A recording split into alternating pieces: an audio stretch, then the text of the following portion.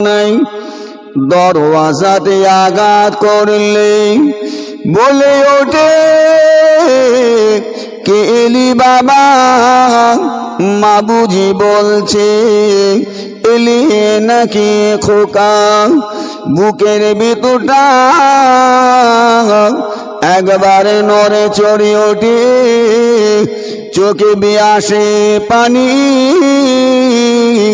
শুধু মা নেই, শুধু মা নেই, শুধু মা নেই, শুধু মা নেই।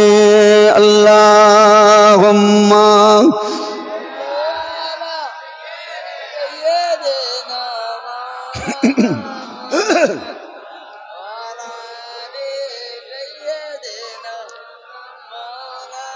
জানি ফিরে পাবো না হারানো তিথি, মা বুঝি আসতে প্রেমে বাঁধা স্মৃতি। জানি ফিরে পাবো না হারানো তিথি, মা বুঝি আসতে প্রেমে বাঁধা স্মৃতি। মায়ের ছবিটা প্রেমে বাঁধানো আমার পানে চেয়ে আছে, শুধু মা নেই, শুধু মা নেই, শুধু মা নেই, শুধু মা নেই। জানি ফিরে পাবো না, জানি ফিরে পাবো না হারানো তিথি, মা বুঝি আসতে প্রেমে বাঁধা স্মৃতি। মায়ের ছবিটা প্রেমে বাঁধানো আমার পানে চেয়ে আছে, শুধু মা নেই, শুধু মা নেই। আল্লাহুম্মা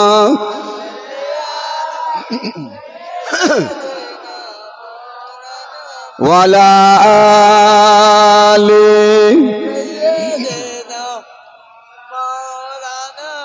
وقال الله تعالى في كلام المجيد والقرآن الحميد لقد كان لكم في رسول الله أسوة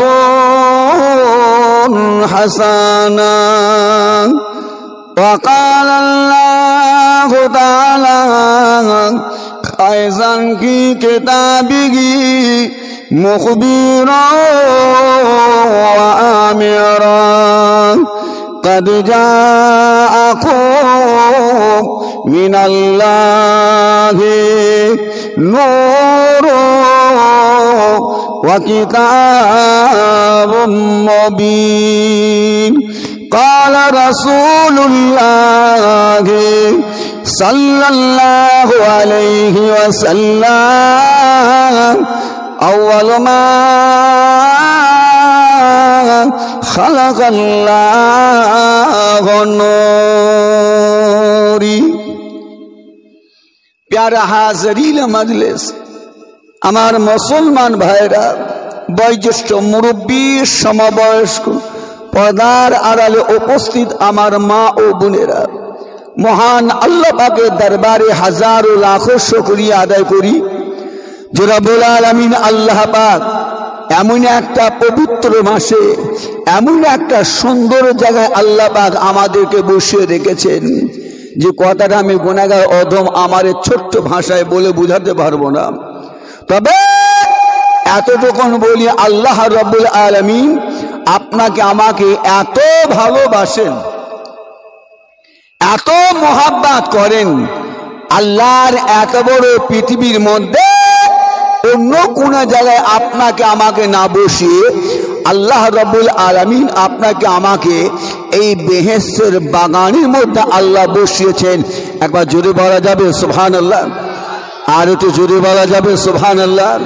আমার ইমানদার আল্লাহওয়ালা ভাইরা, আজকে আল্লাহ পাক রব্বুল আলামিন এই জায়গার মর্যাদা মর্তবা সম্মান আল্লাহ এত দিয়েছেন যে জায়গাটার সম্পর্কে আল্লাহ পাক আমার নবীর মাধ্যম দিয়ে জানিয়েছেন বেহেশতের বাগান। যে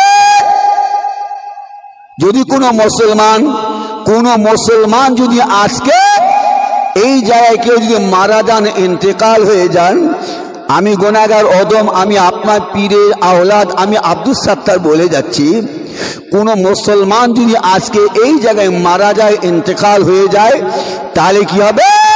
আল্লাহ রাব্বুল আলামিন ওই বান্দাটাকে 8টা জান্নাতের মধ্যে যে কোনো একটা জান্নাত আল্লাহ দেবেন। একটু জোরে বলা গেল না সুবহানাল্লাহ? আর একটু জোরে বলা যাবে না? তাহলে এই জায়গাটার দাম আছে না নাই? কথা বলেন। এই জায়গাটা মর্যাদা আছে না নাই? সম্মান আছে না নাই? সম্মান কত? আমরা নামাজ পড়ি, রোজা রাখি, হজ করে, যাকাত দিই, যাই ভালো কাজ করি না কেন, সবের মূলের আশা হলো আল্লাহর জান্নাত। কথা বলছেন না কেন? রাগ করলেন নাকি আমার উপরে? খবরদার আমাকে ভুল বুঝে যাবেন নাই। আল্লাহ রাব্বুল আলামিন ওই বান্দা বা বান্দিটাকে 8টা জান্নাতের মধ্যে যে কোনো একটা জান্নাত দেবেন। তার বোঝা গেল এই জায়গাটা হেলো খেলো কিন্তু জায়গা নয়, যদি একটা ফাঁকা জায়গা, কিন্তু এই জায়গায় আল্লাহ রসুলের কথা, হাদিস কোরআনের কথা আলোচনা করার জন্য আল্লাহ এই জায়গার মর্যাদা কত দিলেন, কত সম্মান দিলেন।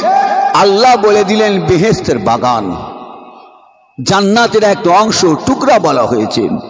তারপরে বিশ্ব নবী, দয়া নবী আমার আর একটা জায়গার কথা উল্লেখ করে বললেন বেহেশতের বাগান, যে জায়গাটা হলো মদিনার মসজিদে নববী শরীফের মেম্বর থেকে নিয়ে আমার আপনার নবী, দয়ার নবী রওজা মুকদ্দাস পর্যন্ত মাঝখানে একটা খালি ফাঁকা জায়গা আছে।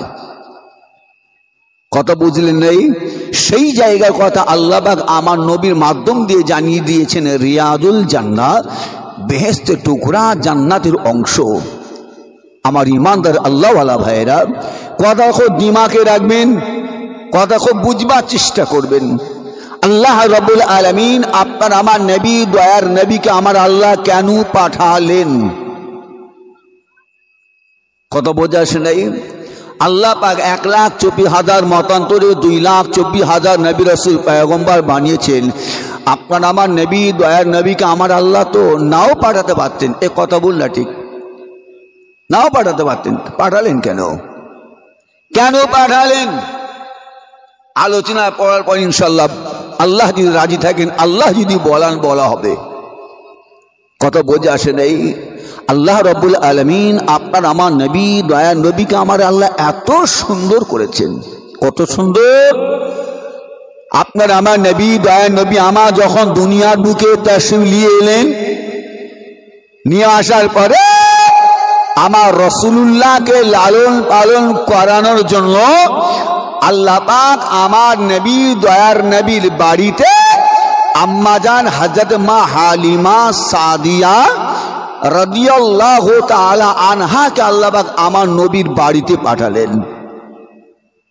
খুব ভালো করে বুঝবেন, আল্লাহ পাক আম্মাজান মা হালিমা সাদিয়া হুজুরকে আমার নবীর বাড়িতে পাঠালেন। আম্মাজান মা হালিমা সাদিয়া রাদিয়াল্লাহু তাআলা আনহা আমার রাসূলুল্লাহকে নিয়ে গিয়ে 4টি বছর লালন পালন করার পর আমার দয়ার নবীকে আম্মাজান মা আমেনা হুজুরের কাছে নিয়ে হাজির।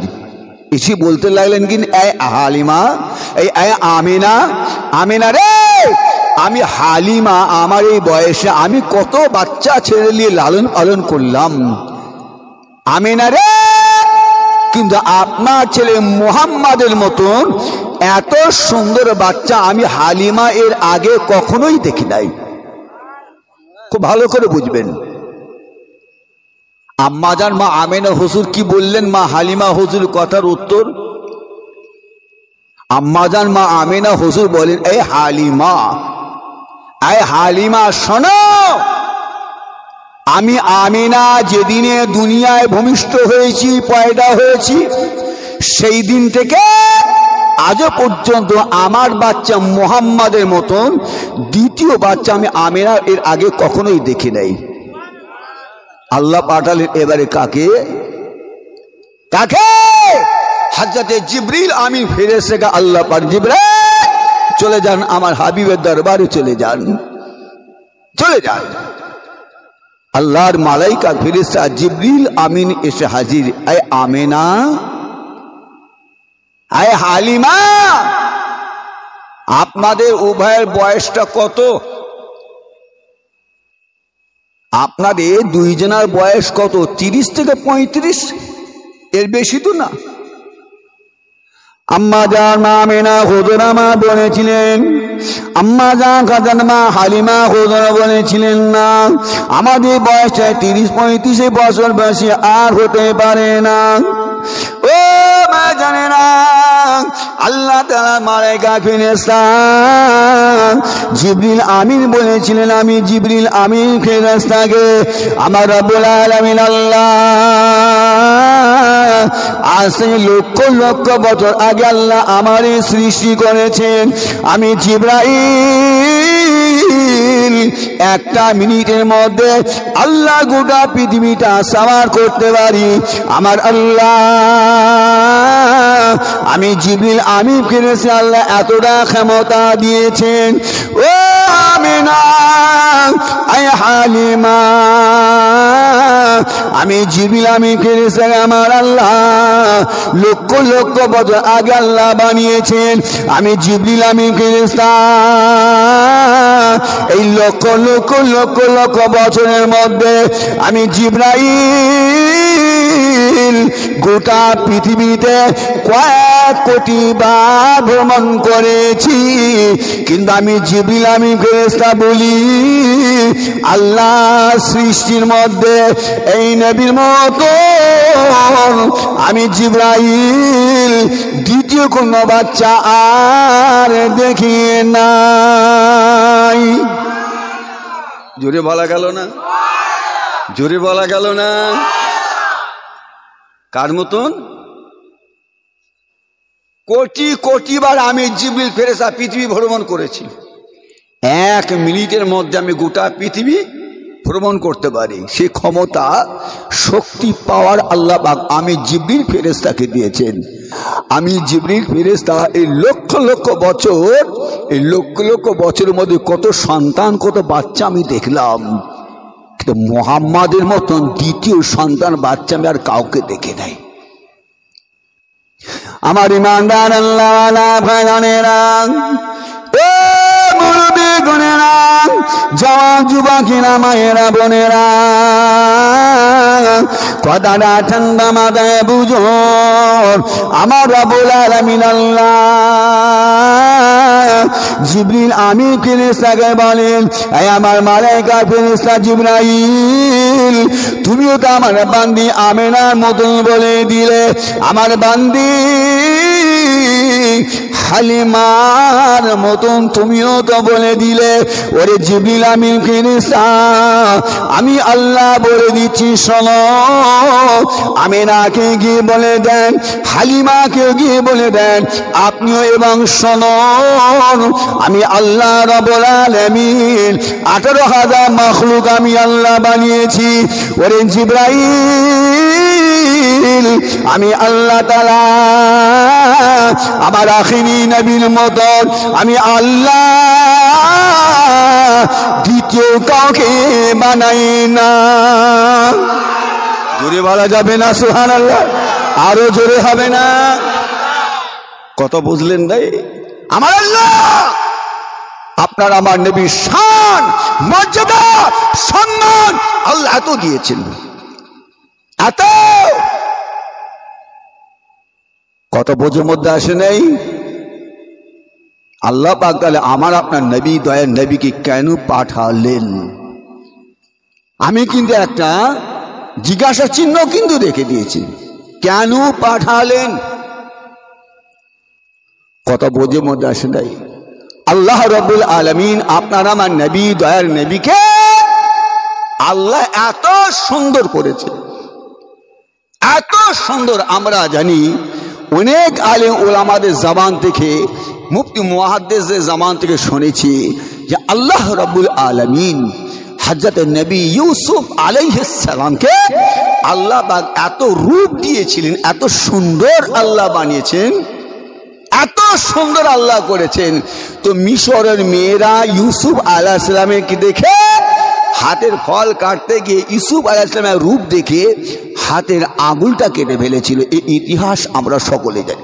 আপনারা বলুন, আজ পর্যন্ত কেউ আপনারা এই কথা শুনেছেন? একটি বারের জন্য বলুন, একটি বারের জন্য এই কথা আপনারা বলেন।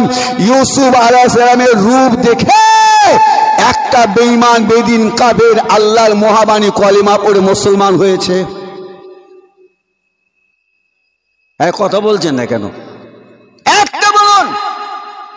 ইউসুফ আলাইহিস সালামকে আল্লাহ এত রূপ দিয়েছেন, এত সুন্দর আল্লাহ করেছেন, এটা আপনি আমি সবাই জানি। কিন্তু বলুন, ইউসুফ আলাইহিস সালামের রূপ দেখে একটা বেঈমান বেদিন কলেমা পড়ে মুসলমান হয়েছিল। তাহলে এবারে আসেন, এবারে আপনি আসেন। আল্লাহ পাক আপনার আমার নবী, দয়ার নবীকে আল্লাহ পাক কত সুন্দর করেছেন।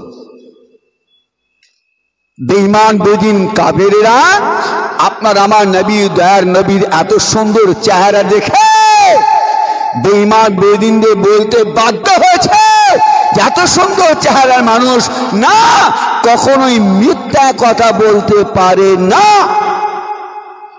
আমার আপনার নবী, দয়ার নবী চেহারা মোবারক দেখে ইতিহাস সাক্ষ্য দেয়, হাজার হাজার হাজার হাজার বেঈমান বেদিন কাফেরেরা আমার রাসূলুল্লাহর চেহারা দেখে, আমার নবীর রূপ দেখে আল্লাহর মহাবাণী কলেমা পড়ে মুসলমান হয়ে গিয়েছে। জোরে বলেন সুবহানাল্লাহ। কিন্তু ইউসুফ আলাইহিস সালামের রূপ চেহারা দেখে একটাও বেঈমান বেদিন কলেমা পড়ে মুসলমান হয়নি। তাহলে বোঝা গেল আল্লাহ রাব্বুল আলামিন ইউসুফ আলাইহিস সালামের চেয়ে আপনার আমার নবী, দয়ার নবী আমার আল্লাহ চেহারা দিয়েছেন বা সুন্দর কত করেছেন। বোঝা গেল, কথাটা বোঝা গেল। আমার ইমানদার আল্লাহওয়ালা ভাইয়েরা, আমার মুরব্বী গুণেরা, জওয়ান যুবকেরা, আল্লাহ পাক আপনার আমার নবী, দয়ার নবীকে এত সুন্দর করেছেন, এত সুন্দর। মনে রাখবেন, তামাম নবী রাসূল পয়গম্বর দিগকে আল্লাহ পাক যেটা দিয়েছে আপনার আমার নবী, দয়ার নবীকে আমার আল্লাহ সেটাই দিয়েছে। সমস্ত নবী রাসূল পয়গম্বরকে আল্লাহ যেটা দিয়েছেন আল্লাহ পাক আপনার আমার নবীকেও সেটা দিয়েছেন। কিন্তু কিন্তু আমার আপনার নবী, দয়ার নবীকে আমার আল্লাহ যেটা দিয়েছেন কোন নবী রাসূল পয়গম্বরকে আমার আল্লাহ সেটা দেয়নি, সেটা দেয়নি। সমস্ত নবী রাসূল পয়গম্বরকে আল্লাহ যেটা দিয়েছেন সেটা আল্লাহ পাক আমার আপনার নবীকেও দিয়েছেন। কিন্তু এখানে কিন্তু শব্দ, কিন্তু আমার আপনার নবীকে যেটা আমার আল্লাহ দিয়েছেন কোন নবীকে আল্লাহ সেটা দেননি। কথা বোঝার মধ্যে আসে নাই? আমার আল্লাহ রাব্বুল আলামিন হযরত নবী ঈসা রূহুল্লাহ আলাইহিস সালামকে আমার আল্লাহ এমন মুজিজা আল্লাহ দিয়েছিলেন। নবী ঈসা আলাইহিস সালাম মাটিকে নিয়ে একটা পাখি তৈরি করতেন, ফু দিতেন। কে? নবী ঈসা আলাইহিস সালাম। এই মাটিকে নিয়ে একটা পাখি তৈরি করতেন, ফু দিতেন। ফু দেওয়ার সাথে সাথে পাখিটা উড়ে গিয়ে মানুষের আড়ালে হওয়ার সাথে সাথে আল্লাহ জমিনে গিয়ে পড়ে যেত। এই মুজিজা আল্লাহ নবী ঈসা আলাইহিস সালামকে দিয়েছেন। নবী ঈসা আলাইহিস সালামকে আমার আল্লাহ এই মুজিজা দিয়েছেন। নবী ঈসা আলাইহিস সালাম যখন কবর ধার দিয়ে জিহুজমা যেতেন, কবরবাসীর দিকে লক্ষ্য করে বলতেন, কুম বিইজনিল্লাহ, কবরবাসী আল্লাহর হুকুমে জিন্দা হয়ে যাও। বলার সাথে সাথে কবরের দুপাশে মাটি ফাঁক হয়ে কবরবাসী কবর থেকে উঠে হুজুরের কি কথা বলতেন। এই মুজিজা ক্ষমতা আল্লাহ নবী ঈসা আলাইহিস সালামকে আল্লাহ দিয়েছিলেন। জোরে বলুন সুবহান। কথা বুঝলেন? তাই কিন্তু আমার আল্লাহ আমার নবীকে দেয়নি। কথা বলেন না কেন? আপনার আমার নবীকে আমার আল্লাহ এই মুজিজা দেয়নি। একজন বেঈমান বেদিন কাফেরকে আল্লাহ রাসূল কলেমা দাওয়াত, ঈমানের দাওয়াত দিলেন। ওই বেদুইনটা আমার নবী, দয়া নবীকে বললেন, এই নবী মুহাম্মদ, আমার বাচ্চা আমার মেয়েটাকে যদি কবর থেকে জিন্দা করে তুলে দেখাতে পারেন তাহলে আমি আপনার কাছে কলেমা পড়ে মুসলমান হয়ে যাব। কিন্তু বেদুইনটার ধারণা ছিল যে মানুষ মরে গেলে কখন আর জিন্দা জীবিত হয় না। এখন বলুন জিন্দা এবং জীবিত, জিন্দা এবং মোর্দা, জিন্দা এবং মোর্দা বানাবার মালিকটা কে ভাই? এই কথা বলছেন না কেন? আল্লাহ। মোর্দাকে জিন্দা, জিন্দাকে মোর্দা একমাত্র আমার আল্লাহ করে দেখাতে পারেন। জোরে বলুন সুবহানাল্লাহ। ও বেদুইনটা ধারণা ছিল কি যে মুহাম্মদ সাল্লাল্লাহু আলাইহি ওয়াসাল্লাম কখনোই মুর্দাকে জিন্দা করে দেখাতে পারবে না, অতএব আমার কলেমা পড়ে মুসলমান হওয়া লাগবে না। কথা বললেন। এই ধারণাটা কিন্তু ওই বেঈমান ইহুদির কিন্তু ছিল। আল্লাহ নবী দয়ান নবী বললেন, বাবা ইহুদি, বাবা ইহুদি রে, চলো তোমার মেয়ের কবর কোথায় সেখানে আমি নবী মুহাম্মদকে নিয়ে চলো, নিয়ে চলো। ইহুদি ওই সময় আপনার আমার নবী দয়ান নবীকে ওই মহিলাকে যে জায়গায় দাফন করা হয়েছে ঠিক সেই জায়গায় নিয়ে গিয়ে হাজির। আল্লাহ নবী বললেন, বাবা ইহুদি তোমার মেয়ের কবরটা কোনটা? আমি রসুলকে একবার দেখিয়ে দাও, দেখিয়ে দাও। ইহুদি আমার নবীকে দেখায়, বললেন হুজুর এই যে আমার মেয়ের কবর। আল্লাহ নবী দয়ান নবী আমার ওই মহিলার কবরের সামনে দাঁড়িয়ে আল্লাহ রসুল একটাই কথা বললেন, কুম বিইজনিল্লাহ, এ মহিলা মেয়ে আল্লাহর হুকুমে জিন্দা হয়ে যাও। বলার সাথে সাথে কবরের মাছটি দুপাকে আস্তে আস্তে ভাগ হয়ে গিয়ে মহিলা মেয়েটা কবর থেকে উঠে সাক্ষ্য দিতে লাগলেন, আশহাদু আল্লা ইলাহা ইল্লাল্লাহ, এই নবী মুহাম্মদ বেশক আপনি আল্লাহর পয়গম্বর। জোরে বলা যাবে না? আর জোরে বলা যাবে না? কথাটা কি? তাহলে আমি কথাটা কি বললাম? কথাটা কি বললাম? সমস্ত নবী রাসূল পয়গম্বরকে আল্লাহ যেটা দিয়েছেন আপনার আমার নবীকেও আল্লাহ সেটা দিয়েছেন, কিন্তু আমার নবীকে যেটা দেওয়া হয়েছে কোন নবীকে সেটা দেওয়া হয়নি। কথাটা বলবো কি বাবা? যেটা কথা বলবো, এই বাবা তোমরা শান্ত বসে বা কিছু মনে করো না, বাপ আমার শোনো, আলোচনাগুলো শোনো। আমি তো বাবা যে আপনাদের এই, যদিও আমার ঘরের কানাজ, এই ঘরের কানাজ আমার তরুলপুর, আমি বাবা বেশি কিন্তু আসি না, মুষ্টিময় কয়েকবার আমি এসেছি, মনে আছে। আল্লাহ যখন নিয়ে এসেছেন দুটো কথা বলি, আমার পরিদ আমার দোলা ভাই এসে যাবেন 10টা-15 মধ্যে ইনশাল্লাহ এসে যাবেন। আমাকে বক্তব্যের মধ্যে আমাকে শেষ করতে হবে। চংমং যদি করেন বাপ আপনার, আমি গুনাহগার অদম বলছি, আপনার আমার আলোচনা কিছু খুঁজে পাবেন না, আমি নিজে বলে দিচ্ছি। আমি বললাম বুঝতে পারলেন নাই? আল্লাহ কেন আপনার আমার নবীকে পাঠালেন? জিজ্ঞাসা চিহ্ন রেখে দিয়েছে, কেন পাঠালেন? কত বোঝা আসে না? আমার ইমানদার আল্লাহওয়ালা ভাইয়েরা, আমার মুরব্বী গণেরা, জওয়ান যুবকেরা, সমস্ত নবীকে যেটা দেওয়া হয়েছে আমার নবীকেও সেটা দেওয়া হয়েছে, কিন্তু আমার নবীকে যেটা দেওয়া হয়েছে কোন নবীকে সেটা দেওয়া হয়নি। কি সেটা? কি সেটা আমি সংক্ষিপ্ত উপর খালি টাচ করে দিয়ে যাচ্ছি। আল্লাহ রব্বুল আলামিন আপনার আমার নবী দয়ার নবীকে একটা বর্ণনায় এসেছে 3টে, আর একটা বর্ণনায় এসেছে 4টে পুত্র সন্তান আল্লাহ দিয়েছেন। কটা?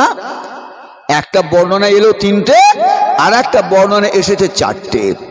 কথা বললেন আল্লাহ পাক আপনার আমার নবী দয়ার নবীকে আমার আল্লাহ পাক আমার নবী দয়ার নবীর বাচ্চা সন্তান দিগকে ছোট্ট বাচ্চা বয়সে আমার আল্লাহ দুনিয়া থেকে ডেকে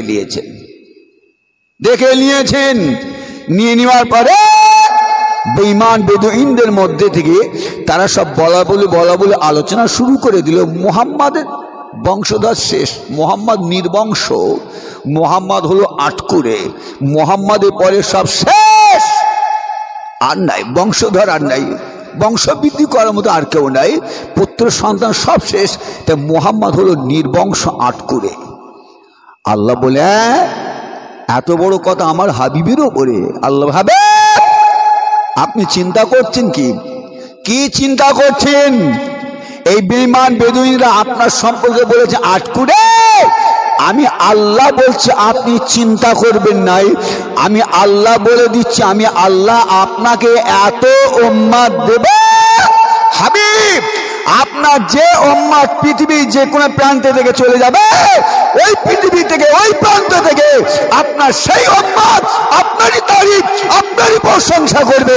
জোরে বলুন সুবহানাল্লাহ। পৃথিবীর যে প্রান্তে হোক না কেন, যে প্রান্তে হোক আপনার উম্মত থাকুক না কেন, আমি আল্লাহ বলে দিচ্ছি আপনার সেই উম্মত পৃথিবীর সেই প্রান্ত থেকে আপনারই তারিফ আপনারই প্রশংসা করবে। হাবিব, আপনার সেই উম্মতেরা আপনাকে এত মোহাব্বত এত ভালোবাসবে, হাবিব আপনার জন্য আপনার সেই উম্মতিরা প্রাণ জানটা দিয়ে দেবে। কত বোঝের মধ্যে আসে নাই? হাবিব, আমি আল্লাহ বলছি আপনার সেই উম্মতেরা আপনার জন্য প্রাণ দিয়ে দেবে, জান দিয়ে দেবে। আমি আল্লাহ এটাও বলছি হাবিব, এই বেঈমান বেদিনে কাফেরেরা বলে যে আপনার অস্তিত্ব শেষ। হাবিব, আমি আল্লাহ বলে দিচ্ছি আমি আল্লাহর যতদিন অস্তিত্ব থাকবে, আমি আল্লাহর যতদিন অস্তিত্ব থাকবে, আমি আল্লাহ বলে দিচ্ছি হাবিব আপনার অস্তিত্ব ততদিন থাকবে, বেলায়েত থাকবে, নবুয়ত থাকবে। জোরে বলুন সুবহানাল্লাহ। জোরে বলা যাবে না? আর একটু জোরে বলা যাবে না? আমার রাসূলুল্লাহর আওলাদ দিগকে আমার আল্লাহ ডেকে নিয়েছেন বলেই কি আমার রাসূলুল্লাহর অস্তিত্ব শেষ? এক কথা বলেন কেন? আজ থেকে 1400 বছর আগে আল্লাহ পাক আমার নবীকে ডেকে নিয়েছেন। বলুন আমার রাসূলুল্লাহর অস্তিত্ব আজ পর্যন্ত পৃথিবীর বুকে বিদ্যমান আছে না নাই? আমরা সেটাই, আমরা পৃথিবীর যে প্রান্তে থাকি না কেন, আমরা আমার রসুলকে, আমরা আমাদের নবীকে জানের চেয়েও মহব্বত করি, ভালোবাসি। আমরা মনে করলে আমরা আমাদের রসুলের জন্য আমরা আমাদের জীবনটাকে, আমরা আমাদের গলার মধ্যে ছুরিটাও চালিয়ে দিতে পারি। কথা ভুল না ঠিক গো? আমরা এটাও পারি। কার জন্য? আমার রসুলের জন্য। আমরা আমাদের নবীকে এত মহব্বত করি, এত ভালোবাসি।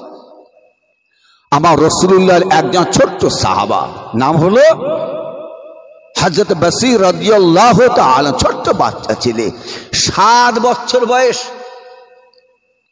আমার রাসূলুল্লাহ দরবারে এসে কাঁদেন, আমার নবীকে বলতে লেগেছে, ইয়া রাসূলুল্লাহ, হাবিবাল্লাহ, হুজুর আমার আব্বা কোথায়? আমার আব্বা হুজুর সন্ধ্যা হয়ে আছে, সূর্য লাল হয়ে ডুবে যাচ্ছে, হুজুর আমার আব্বা কোথায়? আল্লাহ নবী, দয়ার নবী আমার ছোট্ট বাচ্চা ছেলেটাকে বলেছিলেন, বাবা ছেলে, বাবা ছেলে, তোমার আব্বা জিহাদের ময়দানে গিয়ে শহীদ হয়ে গেছে, শহীদ হয়ে গেছে আমার আব্বা। ইয়া রাসূলুল্লাহ, ইয়া হাবিবাল্লাহ, হুজুর আমার মা নাই, আমার ভাই নাই, আমার বোন নাই, আমার কেউ আর নাই।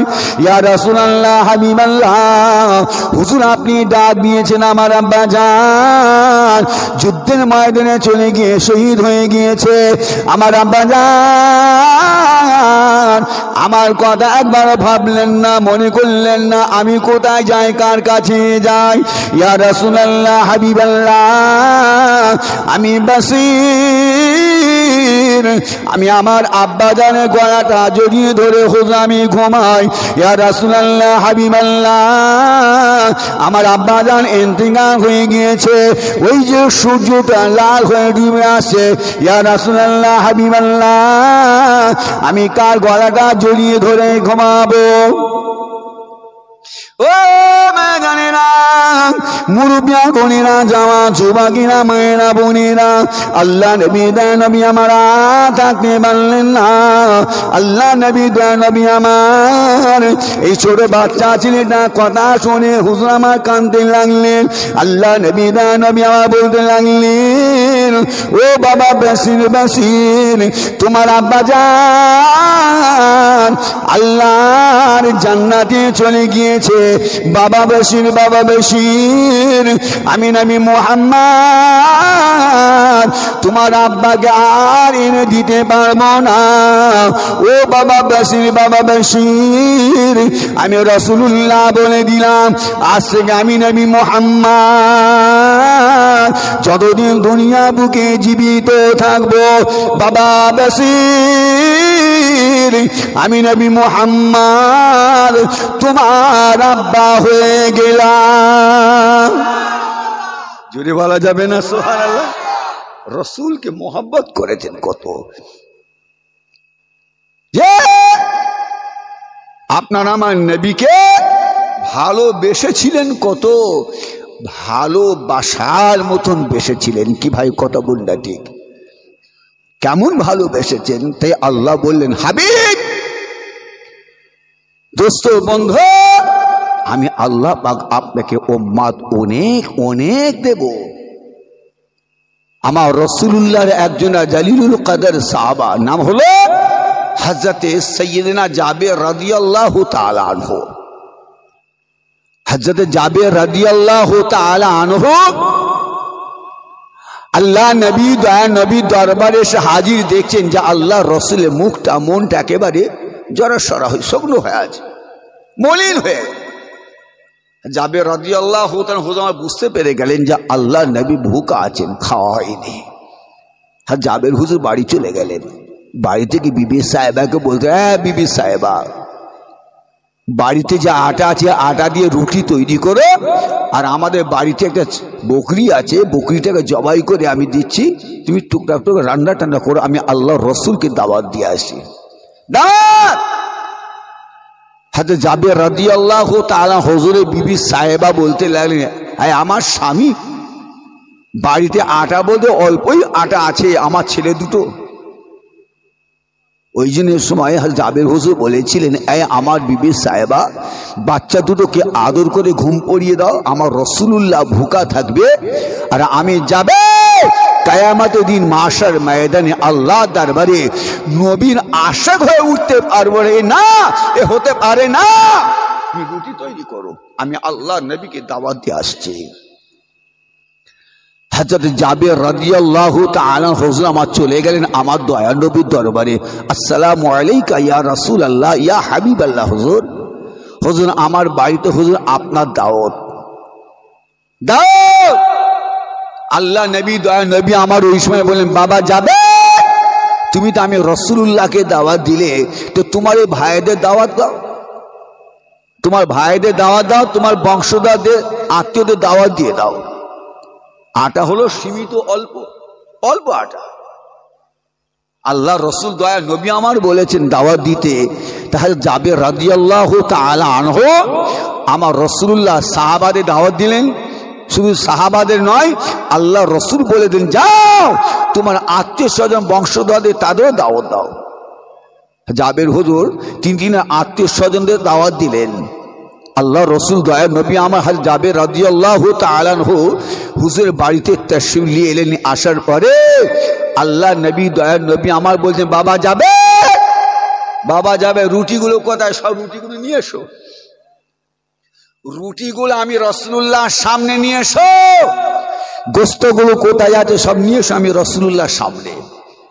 হযরত জাবের রাদিয়াল্লাহু তাআলা আনহু সমস্ত রুটি এবং তরকারিগুলো আমার রাসূলুল্লাহর সামনে নিয়ে এসে হাজির। আল্লাহ নবী দয়া নবী আমার নূরের হাতটাকে নিয়ে, আল্লাহ রসুল নূরের হাতটাকে নিয়ে তরকারি এবং রুটির ওপরে আল্লাহ রসুল হাতটা বুলিয়ে দিলেন, হাতটা বুলিয়ে দিলেন। আল্লাহ নবী বললেন, বাবা যাবে, যাও যাও, সকলকে তিনখানা করে রুটি দাও, তিনটে করে রুটি দাও। কথা বুঝলেন নাই? হযরত জাবের রাদিয়াল্লাহু তাআলা আনহু হুজুর আমার সমস্ত মানুষের পাশে তিনটা করে রুটি দিলেন। সমস্ত সাহাবা হুজুরদের খাওয়া হলো, আমার দয়া নবী খেলেন, বাড়ির মানুষের সবাই খেলো, আত্মীয় স্বজন সবাই খেলো। হযরত জাবের রাদিয়াল্লাহু তাআলা হুজুর আমার ফরমাচ্ছেন, যখন সবাই খাওয়া হয়ে গেল, আমি বাহিরে বেরিয়ে আমি হাত দিয়ে বলতে লাগলাম, যদি আর কারো খাবার খেতে বাকি থাকে আপনারা আসেন, আমার বাড়িতে এখনো খাবার আছে। যদি কারো খাবার খেতে বাকি থাকে আপনারা আসেন, খানা খান, এখন আমার বাড়িতে খাবার আছে।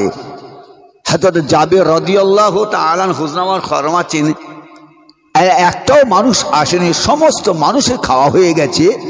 আমি আমার রুটি এবং তরকারি ঢাকনাটা তুলে দেখলাম দেখলাম আল্লাহর কসম করে বললেন যে আমার একটা রুটি কমেনি। জোরে একটু বলা গেল না সুবহানাল্লাহ? আর জোরে বলা গেল না? হ্যাঁ, জাবির হুজুর বলেন সমস্ত মানুষ সাহাবাদের, আমার নবী সাহাবাদের, সমস্ত আমার বাড়ির আত্মীয় স্বজন সবার খাওয়া হয়ে গেল, আমি রুটি এবং তরকারি ঢাকনাটা সরিয়ে দেখলাম যে আমার যেমন কি রুটি তেমন, যেমন কি তরকারি তেমন।